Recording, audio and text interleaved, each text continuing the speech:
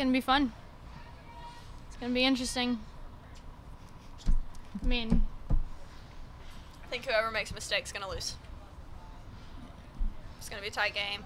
Everything matters. First one to crack is going to be probably. You made them crack pretty well last year in the season opener. Yeah. Looking forward to another shot at Yeah, whatever that may be. Yeah, I'm excited. I mean, they're a tough team, and so I can't really look past anything.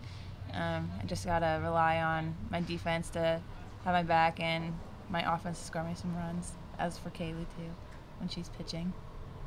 Casey, have you given any thought to how near the end is for you here? Yeah, I'm old. Faced it.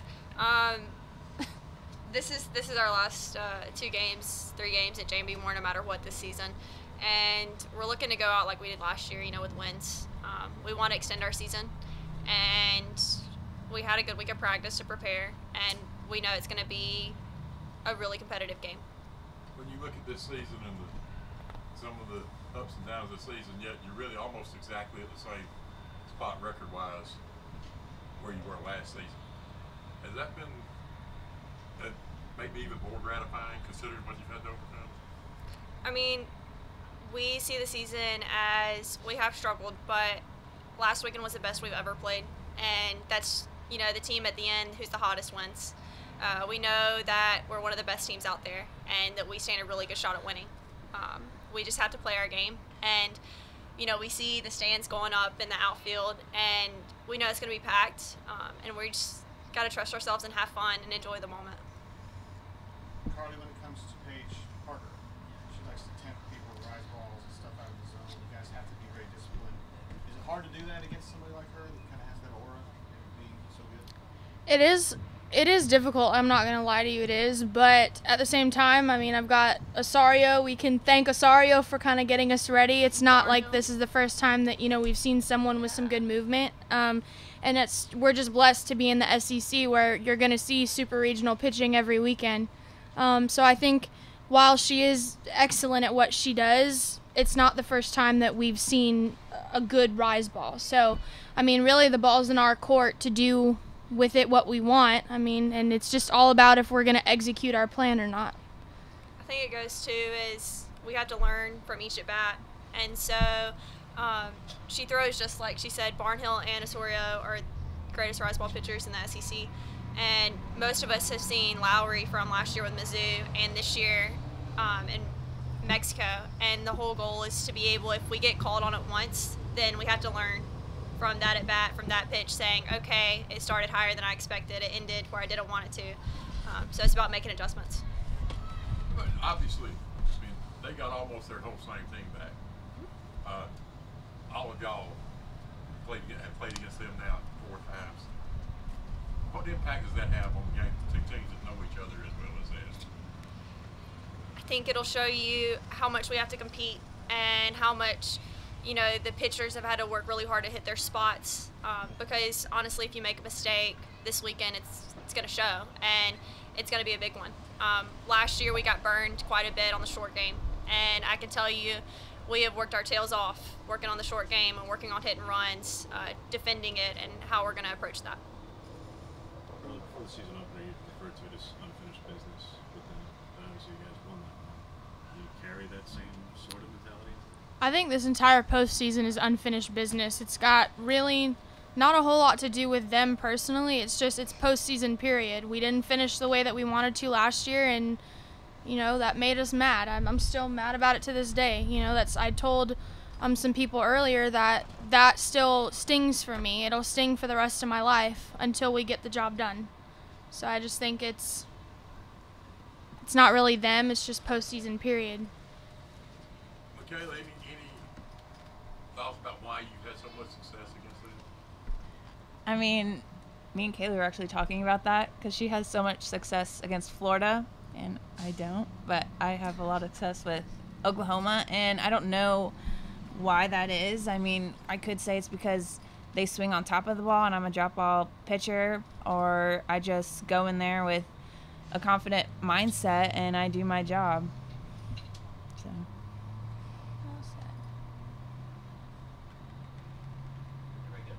From a coach's standpoint, what impact does it have to be so familiar with each other as these two teams are?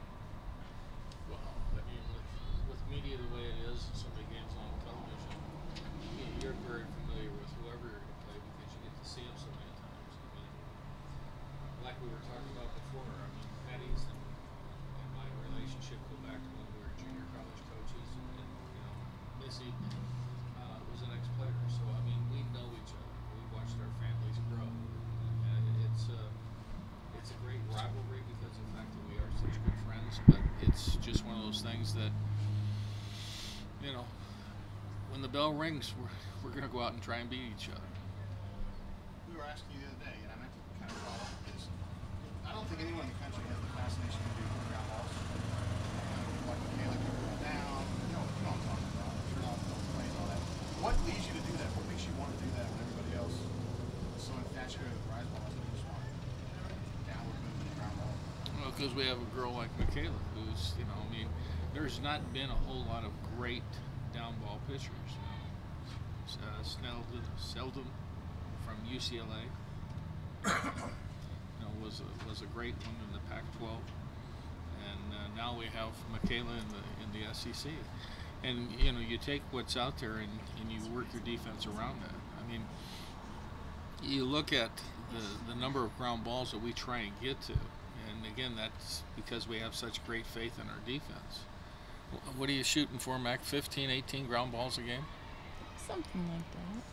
On the low end. Yeah. So I mean, that's because if they're hitting it on the ground, we get a chance. I mean, we're close to 50 double plays. We're leading the country in that by a lot, but it's the emphasis that we put on it. I mean, it's just just how we go about looking at what best suits us. You're going to keep looking for, like, I would say sinker, but drop ball pitchers? We're looking for pitchers that are going to win, pitchers that are going to go in the circle and compete like Mac and Kaylee. They compete. They hate to lose. So, I mean, those are the people you want in the circle, trying to get outs for you. To that extent, midway through the year, you got away from pitch to contact with Kaylee. You wanted to go more power. She had higher strikeout numbers. Just kind of got back to the pitch to contact again. Could you turn back to turning up the heat and trying to pick up strikeout numbers this year? I think the reason we got the strikeouts was because of the counts that she was pitching in. And there's certain things we do based on count, trying to work ahead. And if we want to throw the rise ball out of the zone for either pitcher and they want to swing at it, and we'll take that strikeout. But when you're calling pitches, you're usually 2-3 pitches ahead, and you use this one pitch to set up the other pitches. And when she was doing the strikeouts, so she had the rise ball really, really hopping for her. And I mean, I believe her mentality is the same. It's just that during periods of time when they're chasing pitches, we're not complaining.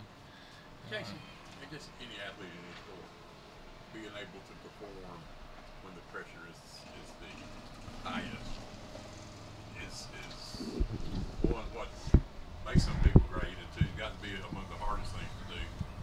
From your standpoint, how is it different when it's this is game time? You probably ask most of the girls on our team, and we live for the pressure moments. It's the moments we'll always remember. I think about Oklahoma last year. I think about Carly and Casey going back-to-back against State.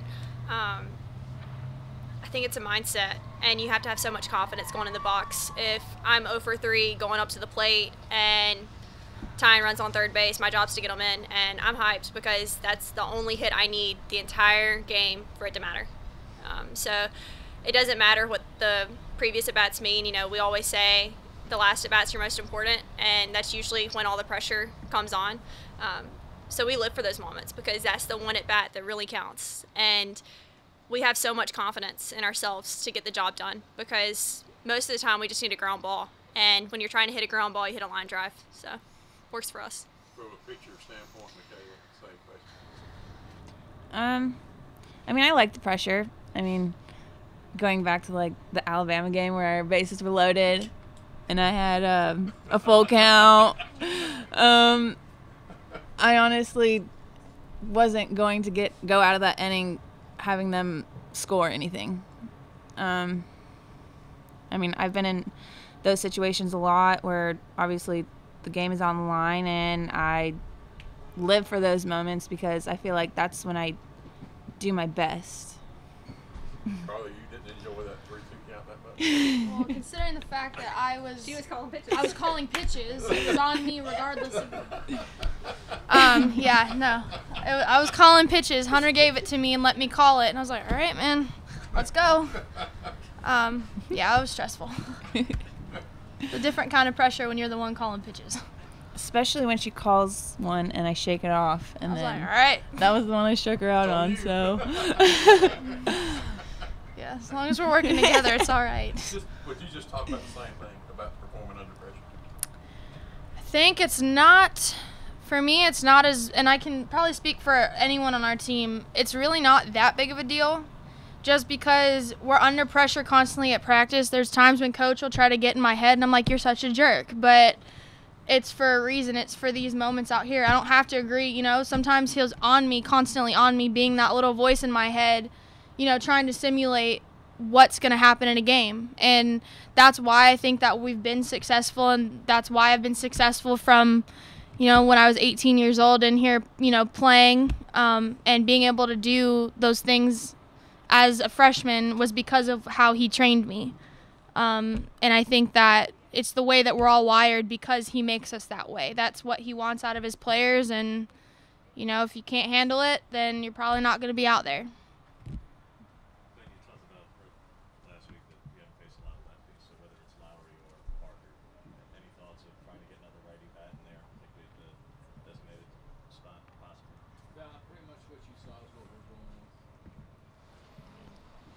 You know, we'll make some changes as we normally do during the course of the game, but the lineup's pretty well set.